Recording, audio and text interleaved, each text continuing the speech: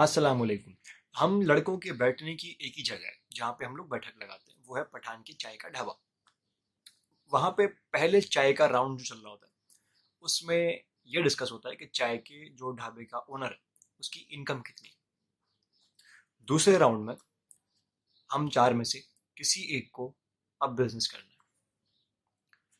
उसको फ्राइज का ठेला भी लगाना है, उसको होटल भी खोलना है, उसको बोल्टन से कपड़े खरीद के ऑनलाइन सेल भी करना है। हो सकता है वो ये भी आपसे पूछ ले कि कोई बिजनेस आइडिया तो कराओ जानी, या फिर ये बोल दे कि मेरे पास कुछ पैसे हैं, अब क्या करूं। ये सारे सवाल गलत नहीं है, इनकी टाइमिंग और सीक्वेंस सिर्फ गलत होती है। इंस्टेड ऑफ कि ये पूछा जाए कि क्या करूं, आपको पहले तो ये पूछना था कि क्यों करना है। ठीक है, अक्सर स्टूडेंट्स जितने भी होते हैं यंग एज के, फर्स्ट सेकंड थर्ड सेमेस्टर के, या इवन फोर्थ या फिफ्थ सेमेस्टर तक के, सेकंड थर्ड ईयर चल रहा होता है, वो यही सवाल कर रहे होते हैं कि हमें कोई बिजनेस आइडिया कहीं से मिल जाए तो हम उसको एग्जीक्यूट करेंगे। अपना कोई ऑब्जर्वेशन वगैरह नहीं होती, वो ढूंढ रहे होते हैं बिजनेस आइडिया। ऐसा ही एक वाक्य अभी मेरे साथ हुआ है। मैंने सोशल मीडिया पे एक पोस्ट देखा जहाँ पे एक भाई ने यही सवाल किया हुआ था कि उनके पास कोई 20-25 लाख रुपए। अब वो ये पूछ ये रहे थे कि मुझे इन पैसों से कौन सा बिजनेस करना चाहिए, जिस पे कमेंट सेक्शन में थे 900 कमेंट्स। 900 कमेंट्स में हार्डली कोई नॉन सीरियस कोई कमेंट था। बाकी ज्यादातर लोगों ने उसकी हेल्प ही की हुई थी और उसको कोई ना कोई आइडिया बताया हुआ था, किसी ने एक किसी ने दो। तो देखा जाए तो 700-800 कमेंट्स अगर सीरियसली माने जाएं और दो तीन आइडिया रिपीट भी हुए हैं तो 400-500 उसको बिजनेस आइडियाज उस एक पोस्ट पे कुछ घंटों में प्रोवाइड किए गए। सवाल ये है कि इसमें से कितने आइडिया उसके अपने लिए फिजिबल थे। हार्डली कोई ऐसा आइडिया होगा। क्यों? क्योंकि 900 लोग जिन्होंने कमेंट किया वो उस बंदे को जानते नहीं है। तो उसका सोशल मीडिया का सर्किल, उसका पर्सनल नेटवर्क कैसा है, उसका एक्सपीरियंस कैसा है, उसकी पर्सनैलिटी किस टाइप की है, उसकी इंटरेस्ट लेवल क्या है, उसका अपना एक्सपीरियंस तजुर्बा मार्केट में या लाइफ में क्या रहा है, उनमें से किसी को कुछ नहीं पता। जिन्होंने आइडिया बताए हैं वो आइडिया फिजिबल भी हो सकते हैं, प्रैक्टिकल भी हो सकते हैं, प्रॉफिटेबल भी हो सकते हैं, लेकिन वो उसके लिए पर्सनल लिए या उस इंडिविजुअल के लिए पर्सनली या इंडिविजुअली फीजिबल हैं या नहीं, वो किसी को भी नहीं पता। मोस्ट प्रोबेबली उस बंदे को भी नहीं पता होगा कि मेरे लिए क्या अभी इस वक्त फीजिबल है, अदरवाइज वो ये सवाल पूछता ही नहीं। पहली क्लास में हम यही बात कर रहे होते हैं कि आइडिया जनरेशन एंटरप्रेन्योरशिप की हम जब भी बात करते हैं तो पहली क्लास में हम यही डिस्कस करते हैं कि आइडिया जनरेशन का प्रोसेस शुरू कहाँ से होता है, आइडियाज आते कहाँ से हैं। हमने किया हुआ ये कि कुछ मिथ्स हैं जिनको हम लोगों ने रियलिटी बनाया हुआ है कि idea is the most important thing. Idea idea idea, एक यूनिक आइडिया आएगा आपके पास तो आपकी लाइफ बदल जाएगी। एक यूनिक प्रोडक्ट होना चाहिए, एक यूनिक सर्विस होनी चाहिए, यूनिक बिजनेस मॉडल होना चाहिए। जब तक कोई इनोवेशन, कोई क्रिएटिव चीज मार्केट में नहीं लेकर आओगे वो एक्सेप्ट नहीं होगी। इसकी वजह यह है कि हम जिन लोगों को अपना मेंटोर समझ के या इंस्पिरेशन समझ के चल रहे होते हैं उन्होंने बहुत सारी यूनिक चीजें की भी होती हैं। हम स्टीव जॉब्स को पढ़ते हैं, हम बिल गेट्स को पढ़ रहे होते हैं, हम मार्क जकरबर्ग को पढ़ रहे होते हैं, हम मिलीनियर जैक मा वगैरह, एलॉन मस्क, इन सबको फेसबुक पे कोटेशन डालते हुए देख रहे होते हैं। हम पढ़ भी वही रहे होते हैं। तो हमारा लेवल भी ना इसी तरफ जा रहा होता है, एक्चुअल लेवल नहीं, सोशल मीडिया वाला लेवल सोचने का, कीबोर्ड वाला वॉरियर वाला सीन है। जो आइडियाज भी हम ढूंढ रहे होते हैं वो इन्हीं लेवल के होते हैं। इशू ये है कि वो हमारे इंडिविजुअल लेवल पे फिजिबल होते नहीं।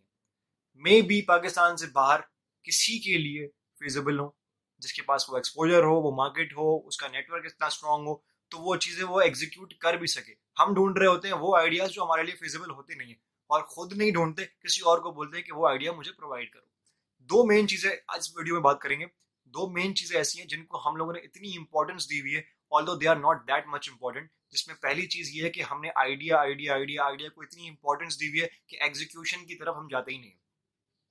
900 कमेंट जिसकी मैं बात कर रहा हूँ उसका मतलब ये है कि उन 900 लोगों के पास कोई ना कोई बिजनेस आइडिया है। आपके पास भी होगा, मेरे पास भी बहुत सारे होंगे, मेरे पीछे जो स्टूडेंट्स होंगे, मेरे दोस्त हैं, इन सब के पास कोई ना कोई बिजनेस आइडिया है।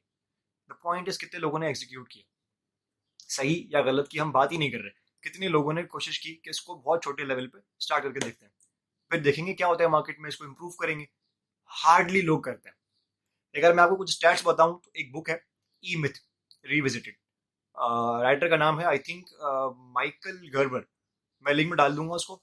उसने स्टैट्स शेयर किए हुए हैं डिपार्टमेंट ऑफ कॉमर्स के, यूएसए में। यूएसए में एक साल में तकरीबन 1 मिलियन यानी 10 लाख बिजनेस स्टार्ट होते हैं, जिसमें से पहले ही साल में 20% बंद हो जाते हैं। फर्स्ट 5 ईयर्स में 46%, ये आप गूगल कर सकते हैं, आपको मैं लिंक वीडियो में डाल दूंगा, बंद हो जाते हैं। अगर आगे पढ़ते जाएंगे वो किताब को, तो किताब में लिखा हुआ ये है कि ज्यादातर ऐसे बिजनेस आइडियाज होते हैं या ऐसे लोग होते हैं जिन्होंने कभी बिजनेस किया हुआ नहीं होता है, कहीं से कोई आइडिया पिक कर लेते हैं, उसको अपना चॉइस ऑफ करियर समझ के स्टार्ट कर देते हैं और कुछ ही टाइम में वाइंड अप हो जाता है बिजनेस। यही हालात है हमारे पाकिस्तान के।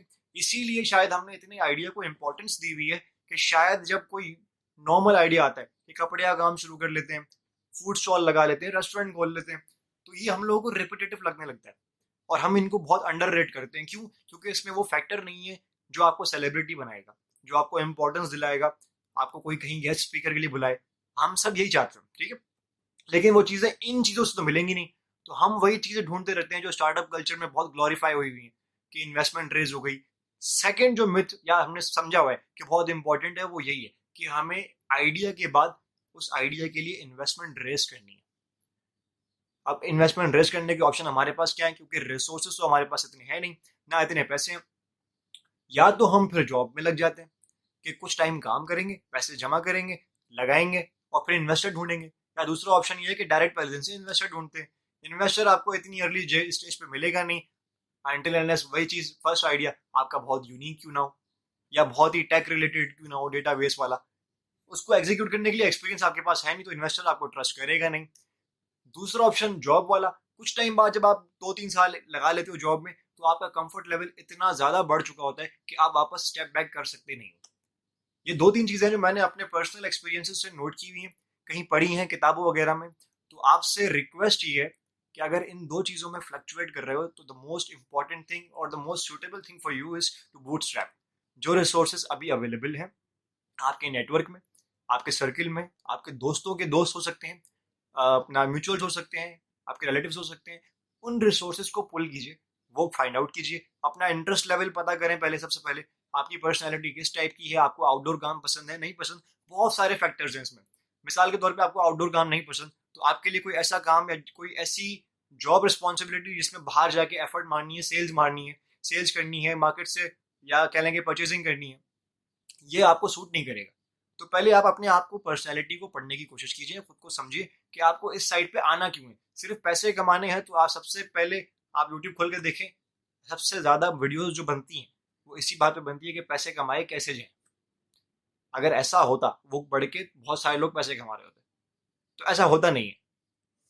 जो भी आपकी फीडबैक है वो आप कमेंट सेक्शन में शेयर करें। जो क्वेश्चन है हम उसको पार्ट 2 में कन्वर्ट जो है फॉलो करेंगे। पार्ट 2 में हम डिस्कस करेंगे 3 या 4 और मिथ्स जिसको हम उसमें डिस्कस करेंगे। Thank you.